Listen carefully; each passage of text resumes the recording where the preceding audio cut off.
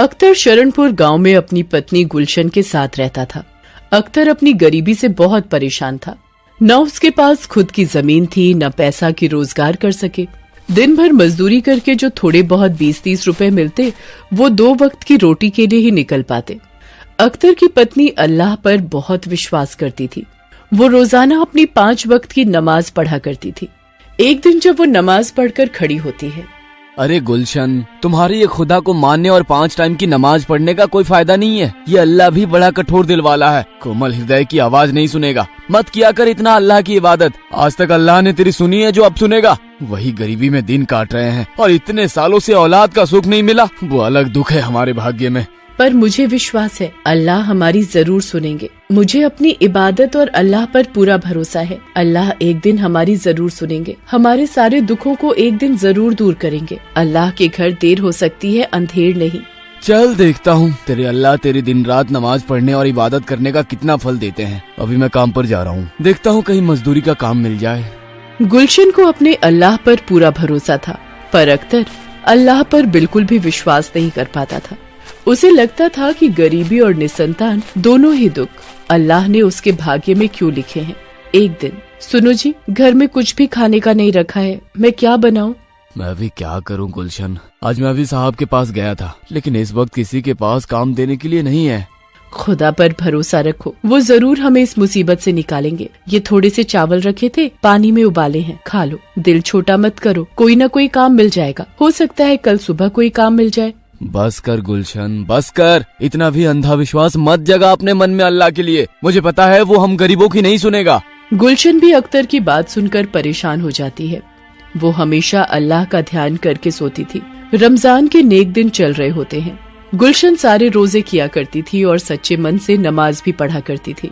एक दिन जब गुलशन सो रही होती है, वो सपने में देखती है, उठो गुलशन, तुम मुझ पर बहुत विश्वास करती हो। तुम बड़ी श्रद्धा से रमजान और मेरी इबादत करती हो।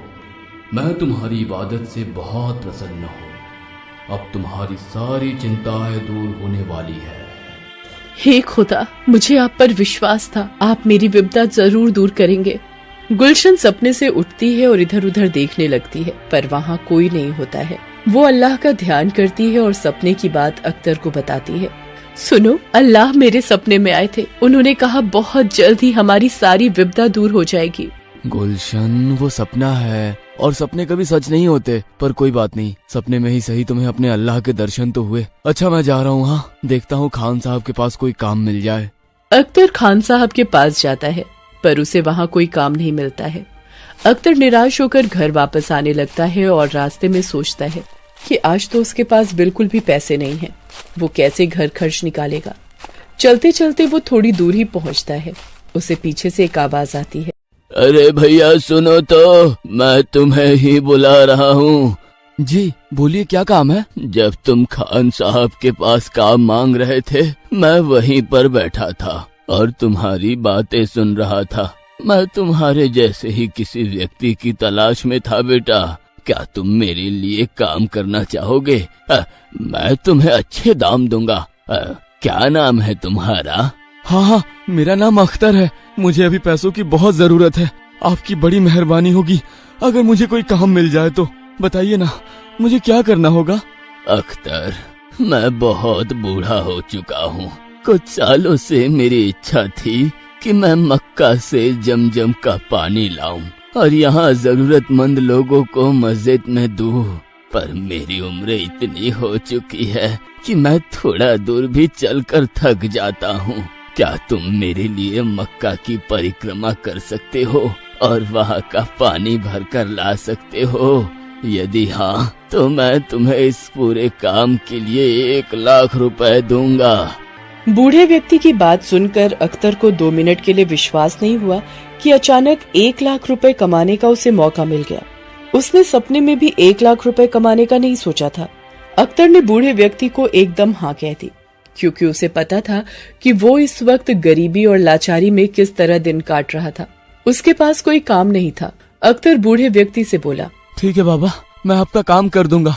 मैं मक्का से जमजम का पानी ले आऊंगा बाबा। ठीक है, तुम कल सुबह ही मक्का के लिए निकल जाओ। फिर जब तुम वापस आओगे तो मैं तुम्हें पूरी रकम दे दूंगा। ये कुछ पैसे रखो, रास्ते में तुम्हारे काम आएंगे। बूढ़े व्यक्ति को मक्का से जमजम का पानी लाने के लिए हाँ बोलकर अख्तर घर आ जाता है और गुलशन को बताता है। गुलशन भी ये बात सुनकर बहुत खुश होती है और अख्तर के जाने की तैयारी करती है। अगले दिन सुबह अख्तर मक्का के लिए निकल जाता है। वो तो सिर्फ इसी इच्छा से पानी लेने जा रहा था। जैसे ही वो जमजम का पानी ले आएगा, उसे रकम मिल जाएगी जिससे उसकी गरीबी दूर होगी। अख्तर मक्का पहुंच जाता है और परिक्रमा कर जमजम का पानी भर लेता है। अख्तर अकेला ही मक्का के लिए निकला था, इसलिए जब वो अकेला आ रहा होता है, रास्ते में उसे बहुत से लोग मिलते हैं जो अल्लाह की इबादत कर रहे होते हैं। अख्तर भी अल्लाह की इबादत करता हुआ वापस आ रहा होता है। आते समय अख्तर को एक झाड़ी के पास से आवाज आ रही होती है, कोई 2 घूंट पानी पिला दो, बहुत प्यास लगी है। प्यास के मारे मेरा गला सूख रहा है। कोई मेरी मदद करो। अरे आप कौन है बाबा, और यहाँ कैसे, वो भी इस हालत में? मैं यहीं पास के गांव में रहता हूँ। मेरी आंखें नहीं है बेटा, मैं देख नहीं सकता। भोजन की तलाश में गांव से दूर निकल आया, रास्ता भटक गया। मुझे बहुत प्यास लगी है बेटा, 2 घूंट पानी पिला दो, अल्लाह तुम्हारा भला करेंगे।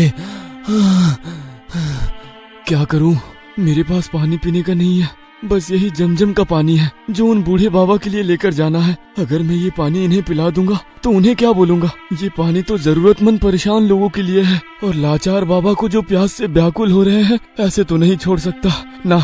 मैं इन्हें पानी पिला देता हूँ और उन बूढ़े बाबा को बोल दूंगा कि मैं पानी नहीं ला सका। शायद मेरी किस्मत में पैसा कमाना लिखा ही नहीं था। अख्तर उस व्यक्ति को मक्का का जमजम का पानी पिला देता है। व्यक्ति की प्यास बुझ जाती है। वो अख्तर को शुक्रिया कहता है, बेटा आज तुमने इस बुरे वक्त में मेरी सहायता की, मेरी प्यास बुझाई। अल्लाह तुम्हें हमेशा खुश रखे। बेटा आज तुमने मुझे अंध फकीर को पानी पिलाया है, मैं भी तुम्हें कुछ देना चाहता हूँ। ये पोटली अपने पास रखो और घर जाकर ही इस पोटली को खोलना। बाबा मैं आपको घर छोड़ देता हूँ, आप अकेले कैसे जाओगे?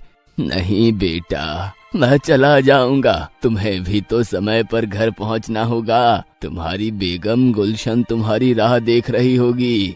अख्तर अपने घर की तरफ चल पड़ता है। रास्ते भर अख्तर यही सोचता है वो उस बूढ़े बाबा को क्या जवाब देगा।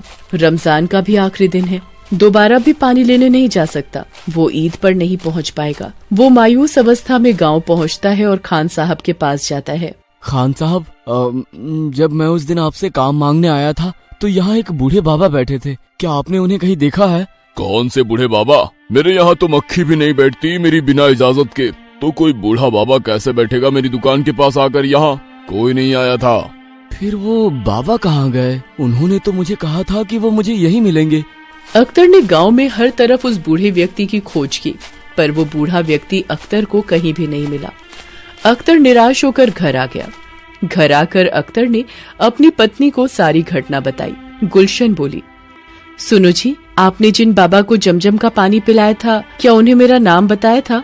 अरे गुलशन, मैंने तो उस बाबा को तुम्हारा नाम तक नहीं बताया था। उन्होंने मुझे कहा कि तुम्हारी बेगम गुलशन तुम्हारी राह देख रही होगी, इतना कहा और ये पोटली दी और इसे घर जाकर ही खोलने को कहा। ये सब क्या हो रहा है? आप पोटली खोलकर देखो क्या है इसमें, और बाबा ने ये आपको क्यों दी है? अख्तर पोटली खोलकर देखता है। गुलशन, ये रुपए पूरे 1 लाख रुपए है। 1 लाख तो मुझे उस बाबा ने मक्का से जमजम की पानी लाने की रकम बोली थी। आज मैंने उस बाबा को पूरे गांव में ढूंढा पर वो नहीं मिले। आप अब भी नहीं समझे, पर मैं पूरी बात समझ गई। ये सब हमारे अल्लाह की मेहरबानी है। आपने भले ही खुदा पर कभी विश्वास नहीं किया, पर आपका दयालु स्वभाव देखकर अल्लाह ने उसका फल दिया है। ये सब उन्हीं का चमत्कार है। वो सारा अल्लाह का ही किया था। आपने जरूरतमंद की सहायता की और अल्लाह ने आपकी परीक्षा ली जिसमें आप खरे उतरे। हमें अल्लाह का शुक्रिया करना चाहिए जिन्होंने फरिश्ते के रूप में आकर हमारी गरीबी दूर की। हाँ गुलशन, ये तुम्हारी अल्लाह की इबादत करने का फल है। तुमने हमेशा सच्चे मन से उनकी इबादत की, इसलिए उन्होंने तुम्हें इसका फल दिया। आज से अल्लाह पर मेरा भी अटूट विश्वास बन गया है। हे खुदा, मुझे क्षमा करना। मैं आपकी शक्तियों को पहचान ना सका। आप अंतर्यामी हो, खुदा हो। आप अपने बच्चों की मन की बात पढ़ लेते हो। हे अल्लाह, हे अल्लाह। उस दिन के बाद अख्तर को खुदा पर अटूट विश्वास हो जाता है। वो भी रोजाना मस्जिद में जाकर इबादत किया करता था और सच्चे मन से नमाज पढ़ा करता था। अल्लाह की दुआ से कुछ समय बाद गुलशन के बेटा और बेटी पैदा होते हैं। अख्तर के घर खुशियां आ जाती हैं। एक गरीब की मक्का परिक्रमा सफल हो जाती है।